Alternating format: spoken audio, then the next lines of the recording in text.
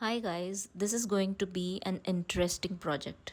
I am upcycling an old side table to something new.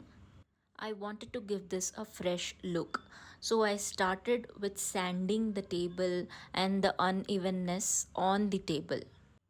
I had to sand off all the paper marks, the tea marks, everything off the table. And after sanding it, it looked comparatively clear and leveled.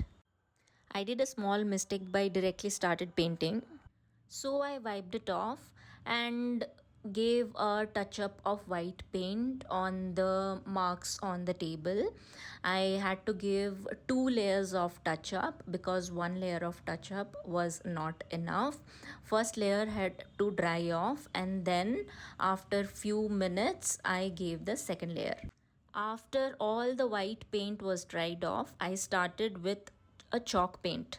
As I wanted to give it a fresh look, so I went with a green color chalk paint. It's a sage green. Any kind of painting, it needs two layers, so I gave it first layer of painting and then I left it for drying, and then I went for the second layer of the painting.